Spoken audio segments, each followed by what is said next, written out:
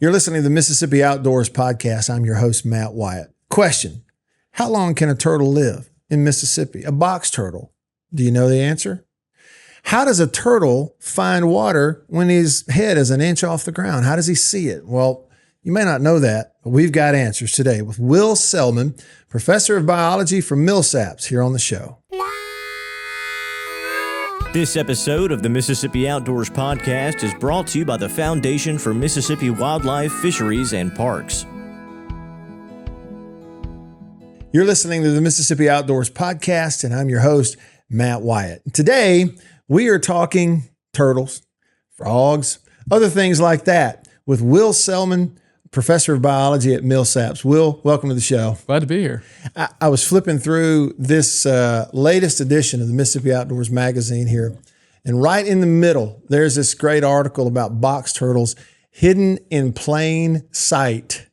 And then here you are. So I could get you to tell me all about it, or we could just read the article, but I want you to tell me, like, what was this about and how did this come about in Mississippi Outdoors magazine? So I'm a professor at Millsaps, and so we have several natural areas that are here in the Jackson area. One of those, which we knew had some box turtles there. And so when I arrived in 2016 to Millsaps, I started to think about, well, how can I get my students involved in research, and what can we do locally to try to find out some information about critters right here in our backyard.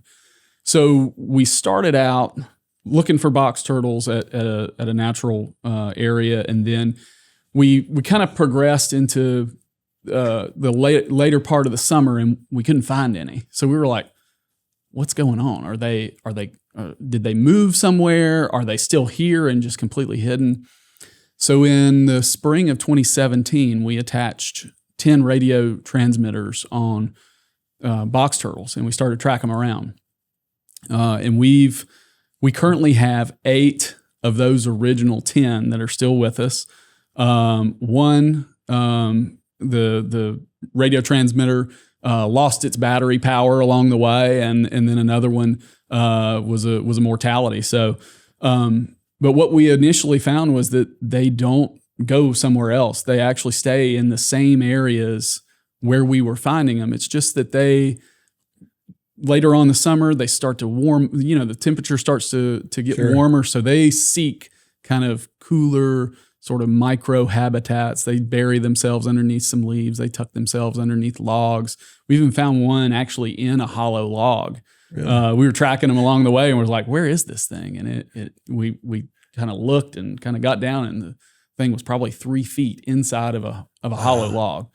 So in many cases, I tell a lot of my students that these are really like the true Ninja Turtles. They're hiding in plain sight. You wouldn't know they were there unless you're tracking them and actually find them and realize, I almost stepped on one. Yeah.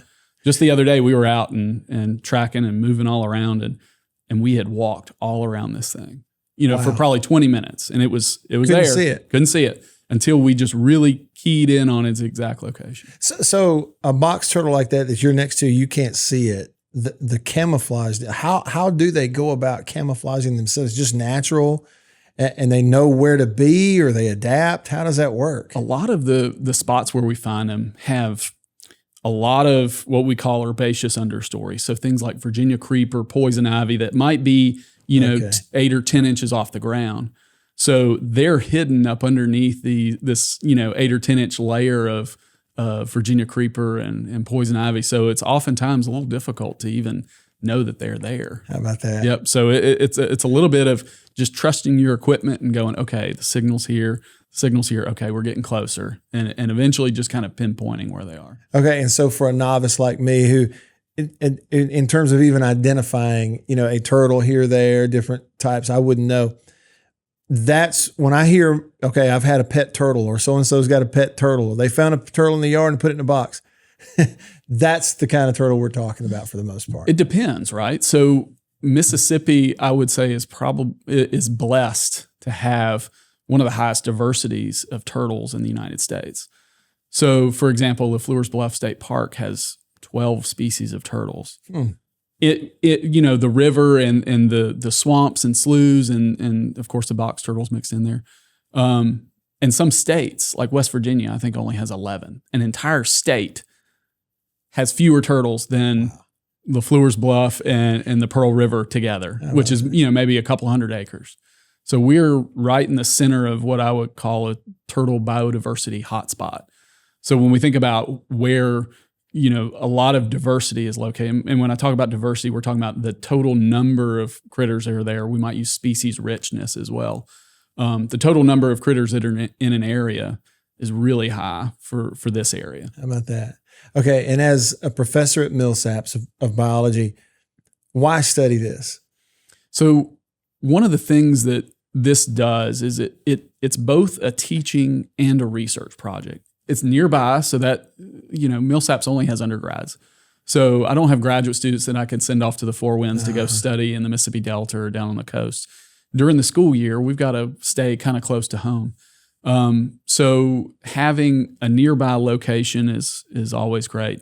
But it's also, we're collecting meaningful information about the animals in our backyard, which I think is neat, because you could go to Brazil or you could go to, Tanzania and go do research there, but there's still a lot of questions right here in our backyard, which is really interesting to think about.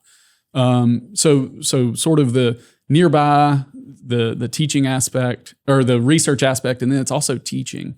So students are actually learning by doing, which I think is really important. You can only gain so much information in a classroom setting. I tell them all the time, during this summer, you will probably learn more being out in the field than you ever would in a classroom, just in terms of how to use equipment, how to collect data, how to problem solve, how to, kind of use the equipment and trust your equipment. I hear my dad was a Navy pilot, so he always talked about, trusting your instruments, when you're flying. It's the same thing. You got to learn to trust your instruments in the field too. That's cool. So you mentioned your dad.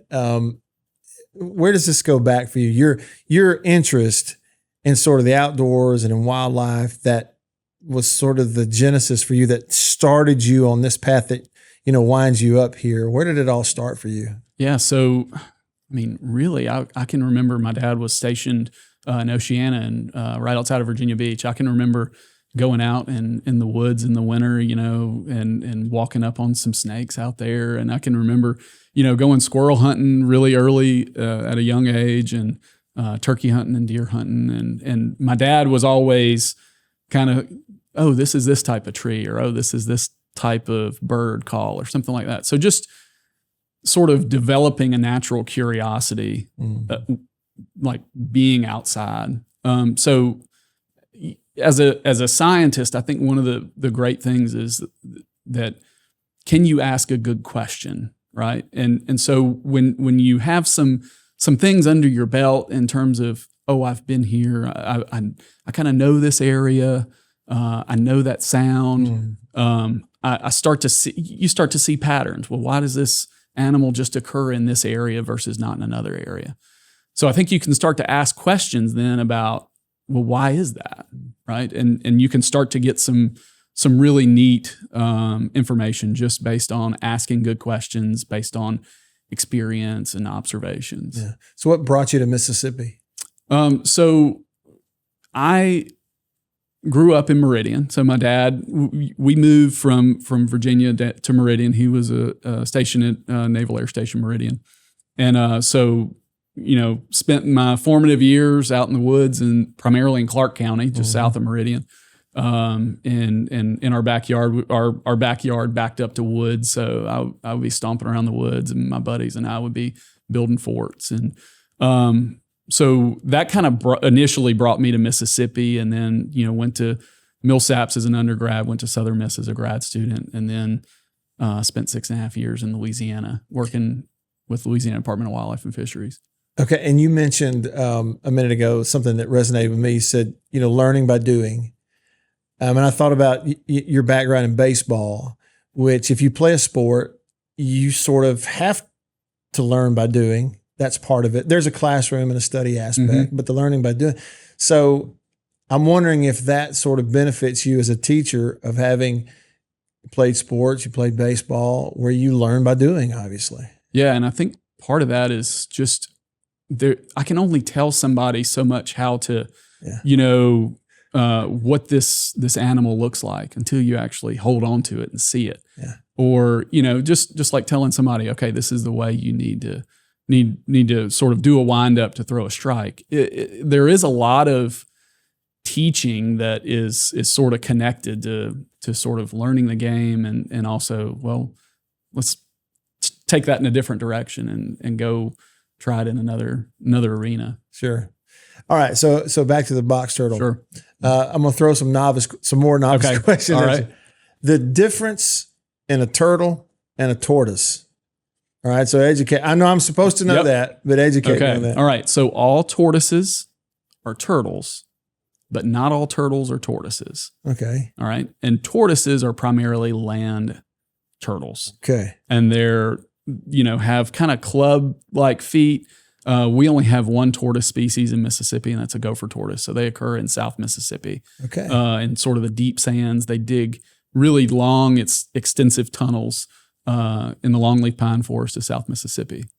Okay. So, and they look, typically tortoises are bigger in size than some turtles, but then again, we have some really big aquatic turtles, like the alligator snapping turtle. It might be a couple 100 pounds. So that the size necessarily doesn't hold.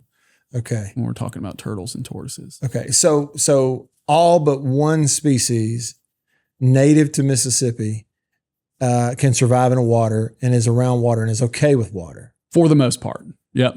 And because we have some that, like diamondback terrapins, that occur in brackish marshes along the Gulf Coast. Yeah. We have sea turtles, right? So there's a little bit of some nuance between, a brackish marsh and deep salt water where you might see sea turtles. And of course, a lot of our aquatic turtles have to come onto land to nest. So they may have to haul out on a sandbar or, come up on top of a hill to nest where, there's enough, the soil is fine enough and doesn't get flooded. Okay. All right. So I live in Tupelo. And we're not anywhere near like a huge body of water, a pond here or there. And we've had, in the times we lived where we live kind of up on a hill, just out of nowhere, every now and then a turtle show. We got a fenced in backyard, turtles in the backyard. And you think, okay, how did he get here? How far did he go to get here? Right. If I start asking those questions, what kind of theories start circulating around in your mind? Okay. So the first thing I have to ask you, do you have a pond or anything around you? A pond within, let's say, 350, 400 yards. Okay, so you could have animals that live in that pond that are moving to nest, or they could be moving from one location to another. Okay. And so one of the really neat things, and this is something that I tell people, and they're like, no way, that's so cool. Turtles have the ability to see polarized light in the distance. So what that means is that the reflection of light off of a surface, off of water versus off of a forest, looks different to something that can see polarized light.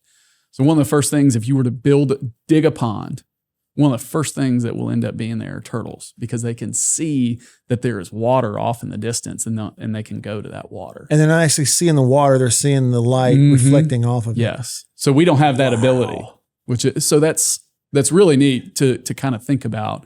But if you think about a pond turtle, that ponds kind of come and go on the landscape, some ponds dry up, some ponds fill in through time, that they might have to go, okay, well, I need to go find a new pond. So, okay, I think there's one out there. Let me go that way. And just are sort of attracted that way. So there are all types of really neat senses that animals have that is really hard for us to understand and kind of comprehend. You mentioned you spent some time at Louisiana Department of Wildlife, Fisheries, and Parks prior to going back to Millsaps. The state of Louisiana, in terms of the type of work that you're doing now, very similar to Mississippi, certainly South Mississippi, obviously sharing a border, I would think. Yeah, so we did, I got there right when the Gulf oil spill was happening. So we were out monitoring shorebirds, and we were releasing pelicans to monitor. I did some diamondback terrapin work down there. Of course, those kind of right on the brackish coast. We did alligator work. worked with model ducks and research with all types of shorebirds. So it was probably a little bit more varied in terms of because I was doing research. I was a research biologist on a coastal refuge down there, and so I was able to kind of go, okay, what do I want to research on this on our refuge and sort of surrounding the refuge. So we kind of had 3 or 4 biologists down there, and we were able to kind of specialize in different areas and kind of go out and find something to research that was meaningful to the state and meaningful to the constituents. Gotcha.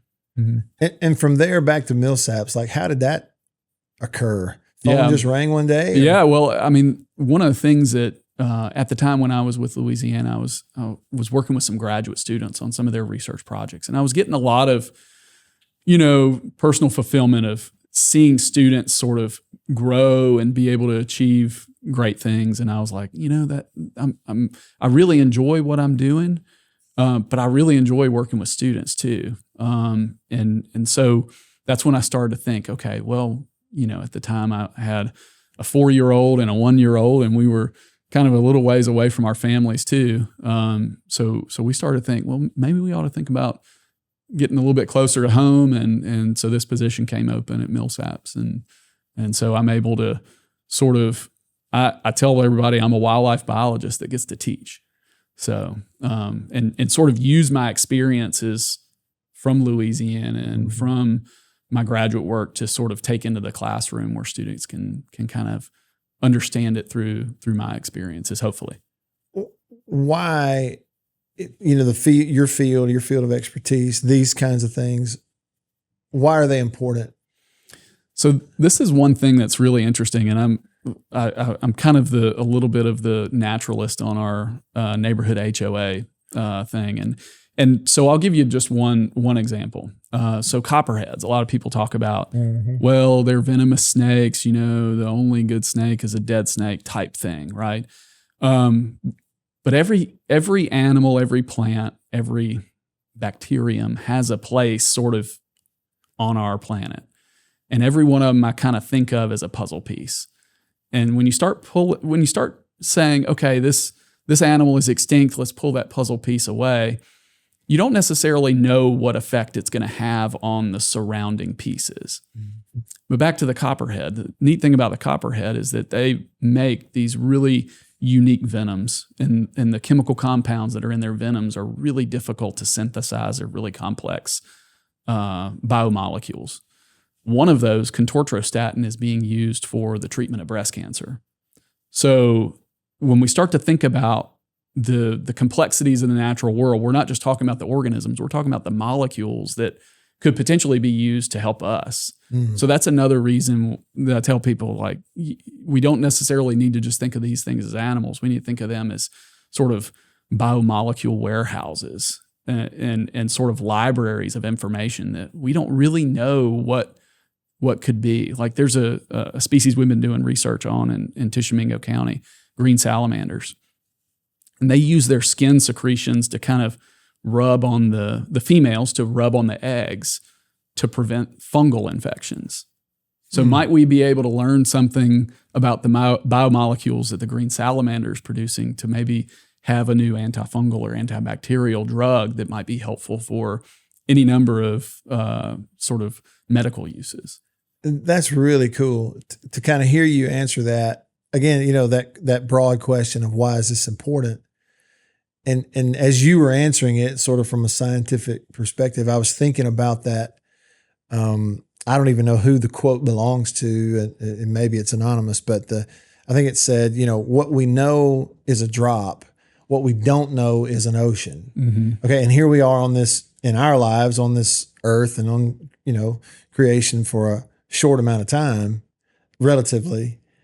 And so why it's important, we're learning things we don't previously know. Mm-hmm. Is it that simple? Oh yeah. And so one of the neat things I kind of go back to what I tell my students, right? Because that's what I do, is that we might have a research question, and I kind of think of it like you're opening a door once you finally answer that. Yeah. And then when you open that door, you realize the next room has 5 more doors. And each one of those are new questions because you answered that first one. Yeah. So I kind of think of research sort of as trying to figure out like what doors do we need to answer and what doors might be important for us to manage box turtles or manage wild turkeys or manage largemouth bass, because there are individual differences that, might be needed for this animal versus that animal. You mentioned largemouth bass. So I'm a fisherman, love it. Recently went on a fishing trip where we were using lures that imitate frogs. And there are people in Mississippi who are, really well known for fishing with a frog, something to imitate a frog. It's a big food source. But that's a different kind of frog. I don't know, maybe it is, than the one that I see in my yard. I don't know where he came from, again, but he's there hiding in a hole in the yard. So that's important too. So again, it could be like that thing that you see in your yard could be a toad, and all toads are frogs, but again, not all frogs are toads. Okay. So that toad's not going to be the one that's I feel like I should be taking notes, to be honest with you. The toad isn't going to be the one swimming across the water. It's going to be the frog. So, whatever you can do to kind of mimic the natural things that are in that surrounding, I think, from a fisherman's standpoint, the closer you can get to home and what looks like home, probably the better chances you have. Yeah. All right. You mentioned the box turtle. You mentioned, during the summer, they're trying to get out of the heat. What are they doing during the cold time of year? Oh, good question. Good question. So from about the first week of December to right around spring break, the middle of March, they're spending the entire time underneath the ground. So they're burrowed. We haven't figured this out yet. We collected some data this year, but they're burrowed some amount of distance underneath the ground in order to get out of the elements. Because if you think about if you wanted to, the air temperature can sometimes go down way quicker than what the soil temperature will. The soil temperature will go down, but it'll be a slow fall, whereas air temperatures can go up and down relatively quickly. Okay. So they spend, and people might say, well, I don't see box turtles during the winter. Well, they're there. They're just underneath the ground. It's and there's a term that we would probably use. We would call it more overwintering, because it's not like a true hibernation like what you see up further north, where their body has to go into a completely different physiological mode. Okay. And being cold-blooded, they would rather be in a situation where temperatures are gradually changing as opposed to rapidly? Or so does it that depends. not related? It depends. So again, I would probably tell my students, well, we're going to say ectothermic, right? Okay. Because they're gaining their temperature from the outside sources. So it could be from the sun. It could be from a surface. So they're going to gain and lose temperature based on where they are.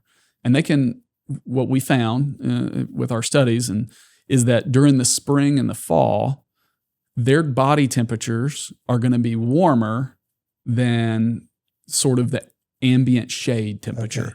So they're trying to actively get their body temperatures up. So the way that turtles and other ectotherms work is that all of their metabolic processes, so how fast they digest food, how much energy females can put into eggs, those sort of metabolic processes go faster the warmer they are.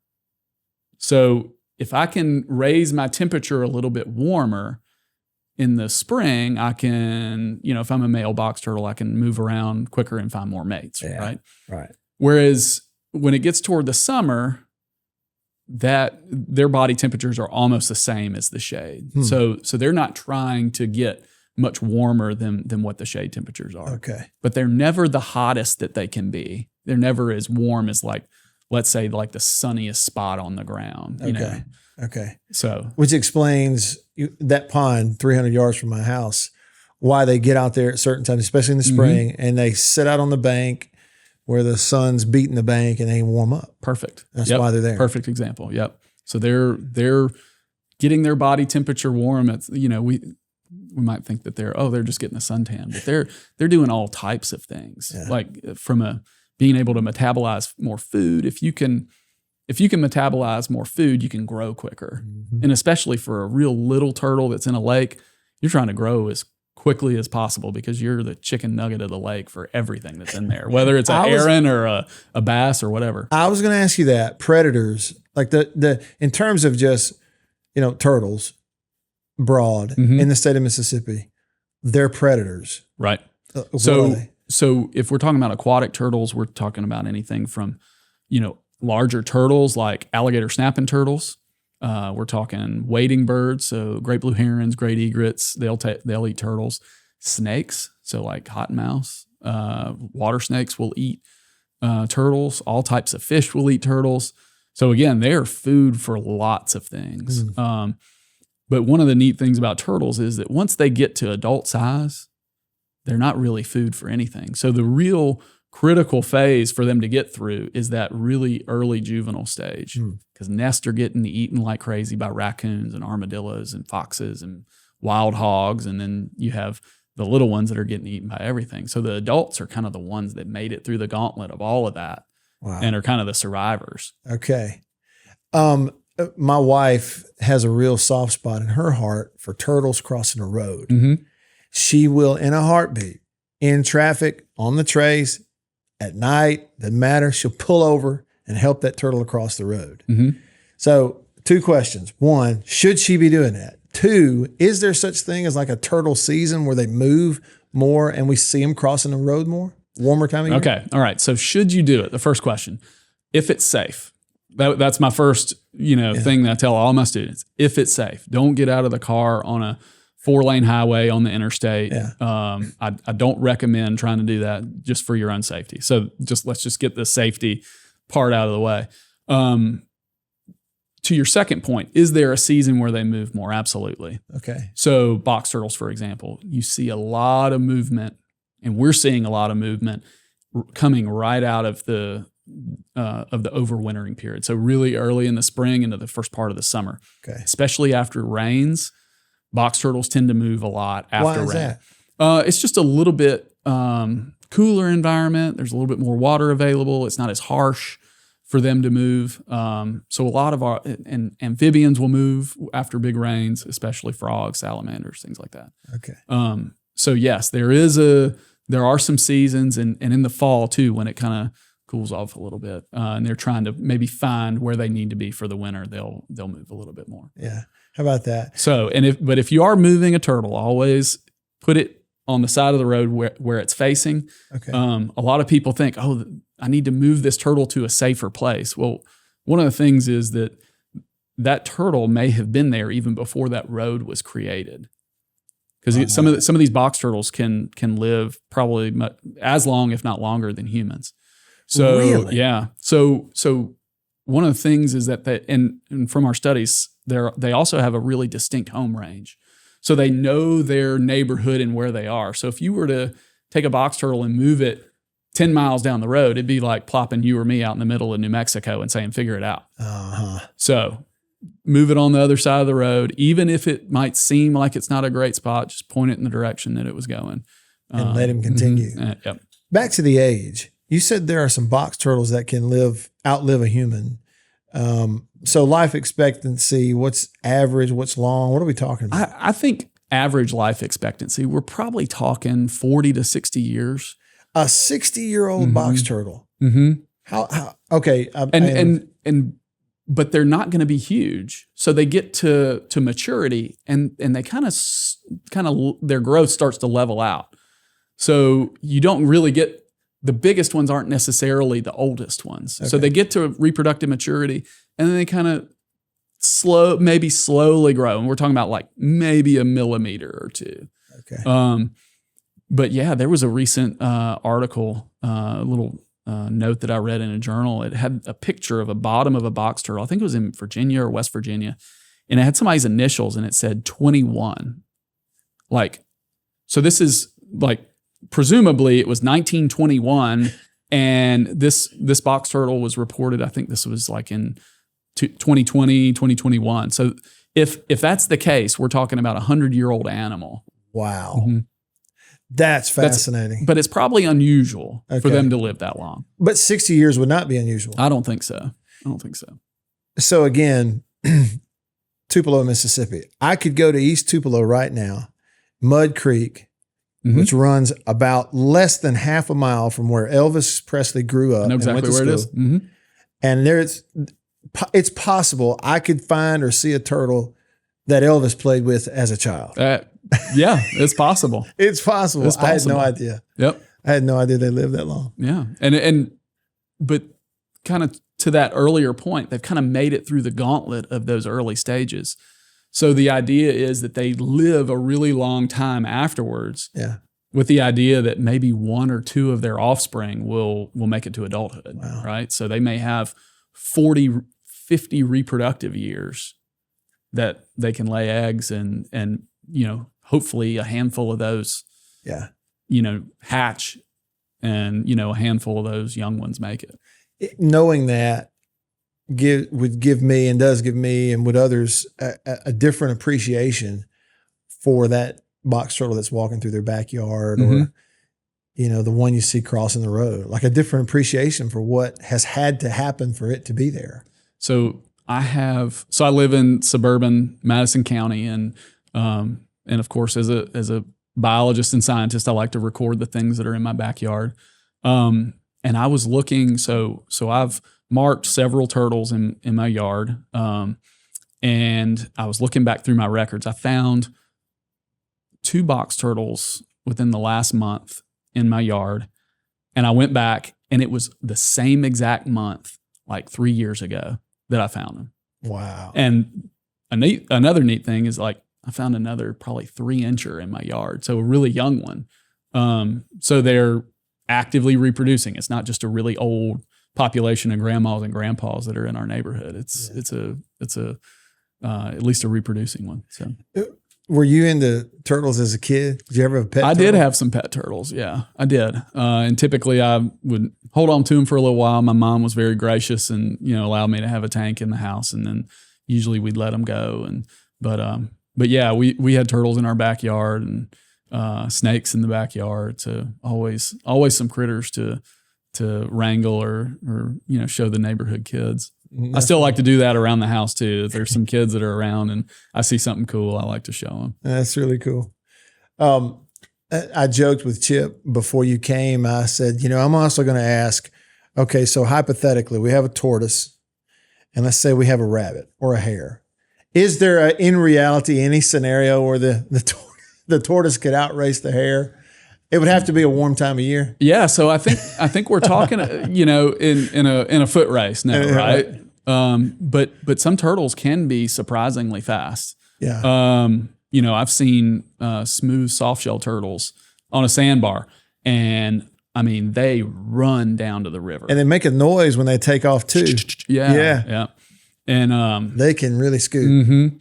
So in a foot race, no, but from a longevity standpoint, absolutely. They win the race every day. Yeah. A rabbit's only going to live, 3, 4, 5 years maybe. Right. That's just when the turtles are like reaching adolescence, How about that? So almost true to life. The tortoise is playing the long game here. That's it. Playing the long game. The marathon, not the sprint. That's it. That's great. That's good. Yeah. So really a pleasure to get to talk to you, and such a cool thing that you wrote in the Mississippi Outdoors magazine. It's great to get to meet you as well. Yeah, likewise. Yeah. Likewise. Enjoyed it. Thanks for having me. Thanks for being here. That's Will Selman. He is a professor of biology at Millsaps here on the Mississippi Outdoors podcast. We appreciate you listening, and we'll see you outdoors.